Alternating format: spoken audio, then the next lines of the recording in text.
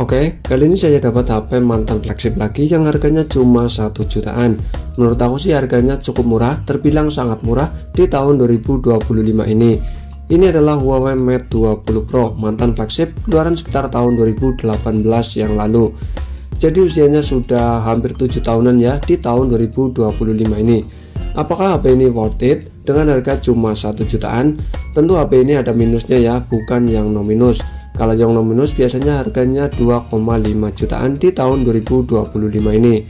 Minusnya yaitu di bagian gelas depan atau kacanya, yaitu ada retak atau pecah di bagian pojok kiri atas. Di bagian pojok kiri bawah terdapat satu titik hitam kecil. Ini menurut aku sih tidak terlalu mengganggu, dan ada shadow tipis di bagian layarnya. Backcovernya juga sudah gantian ya. Ini warnanya sebenarnya harusnya biru mengikuti bezelnya. Terus bezelnya juga banyak banget dent, banyak banget lecet. Tapi menurut aku HP ini masih tergolong sangat layak di tahun 2025 ini. Minusnya juga cukup ringan selama tidak mengganggu di bagian layarnya. Bagian software pun saya sudah cek ya, ini aman, tidak ada kendala sama sekali, tidak ada restart. Pokoknya software hardware pun ini aman, masih sangat layak di tahun 2025 ini dengan harga cuma 1 jutaan. HP ini juga saya sudah pakai ya kurang lebih 1 mingguan, dan ini berjalan normal, tidak ada kendala sama sekali. Buat kebutuhan sehari-hari seperti install sosial media, buat e-commerce, terus buat banking ya, HP ini aman, lancar, tidak ada kendala sama sekali. Kalau soal updatean memang sudah ketinggalan cukup jauh ya, mentok di MIUI 12 dan tidak dapat update lagi. Untuk RAM dan internalnya menurut aku sudah sangat cukup di tahun 2025 ini, yaitu RAM 6GB dan internal 128GB. Tentu buat kebutuhan nyimpen file menurut aku sudah sangat cukup di tahun 2025 ini.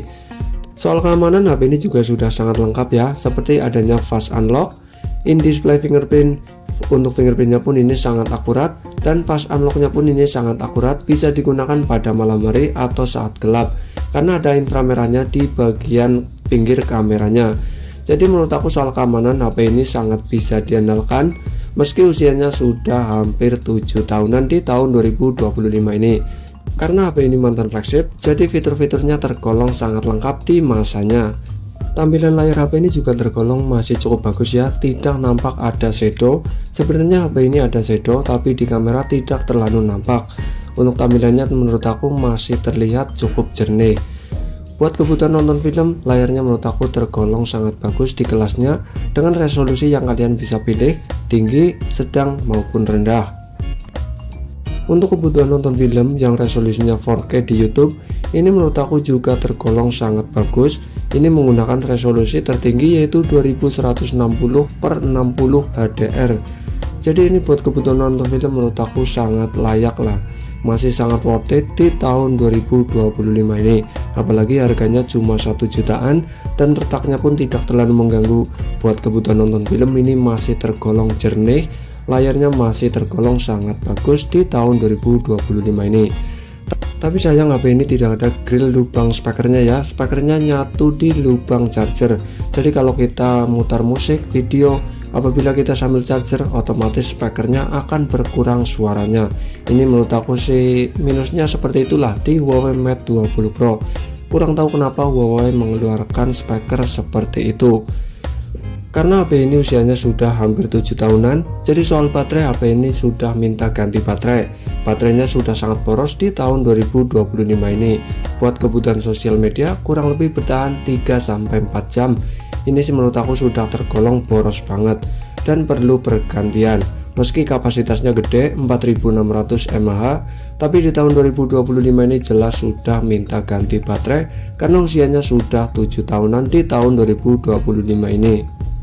Performa dari Huawei Mate 20 Pro menurut aku juga masih sangat bisa diandalkan ya, meski usianya sudah hampir 7 tahunan. Skor Antutunya juga menurut aku masih cukup tinggi, yaitu 500 ribuan. Jadi kalau buat kebutuhan sosial media maupun ngegame, Huawei Mate 20 Pro ini menurut aku masih tergolong sangat lancar di tahun 2025 ini. Kalau cuma game Mobile Legends sih menurut aku masih sangat lancar ya. Ini mendapat grafik rata kanan dan menurut aku grafiknya tergolong sangat bagus. Dengan harga 2,5 jutaan itu yang no minus, menurut aku Huawei Mate 20 Pro masih sangat layak di tahun 2025 ini. Buat teman-teman yang butuhnya kamera di Huawei Mate 20 Pro juga menurut aku masih cukup bisa diandalkan, mengandalkan 24 megapiksel wide di kamera depannya. Di kamera belakang masih bekerja sama dengan Leica, yaitu 40 megapiksel wide, 8 megapiksel telefoto, dan 20 megapiksel ultra wide-nya. Ini sih menurut aku masih sangat bisa diandalkan di tahun 2025 ini. Apalagi ini masih bekerja sama dengan Leica ya. Tentu kameranya menurut aku masih tergolong cukup bagus, masih bisa bersaing dengan HP-HP keluaran terbaru di harga 2,5 jutaan. Ya meski banyak banget HP harga 3 jutaan yang kameranya lebih bagus mungkin ya, tapi di Huawei Mate 20 Pro menurut aku masih cukup bisa diandalkan di tahun 2025 ini. Jadi jangan khawatir ya soal kamera di Huawei Mate 20 Pro. Untuk mode-modenya juga sudah sangat lengkap ya, seperti ada mode Pro, mode video, mode gerak lambat, mode panorama, mode video malam, mode foto malam. Maksudnya mode foto malam ya, tidak ada mode video malam. Jadi untuk mode-modenya di Huawei Mate 20 Pro ini sangat lengkap lah menurut aku. Ini masih cukup bisa diandalkan di tahun 2025 ini. Buat kebutuhan fotografi, videografi menurut aku ini masih cukup lah dengan harga cuma 2,5 jutaan. Buat teman-teman yang budgetnya terbatas cuma 2,5 jutaan tapi butuh kamera yang menurut aku cukup worth it di tahun 2025 ini, kalian bisa ambil Huawei Mate 20 Pro. Menurut aku buat kebutuhan fotografi maupun videografi, HP ini masih sangat layak di tahun 2025 ini. Jadi buat kebutuhan konten, menurut aku Huawei Mate 20 Pro masih sangat layak di tahun 2025 ini.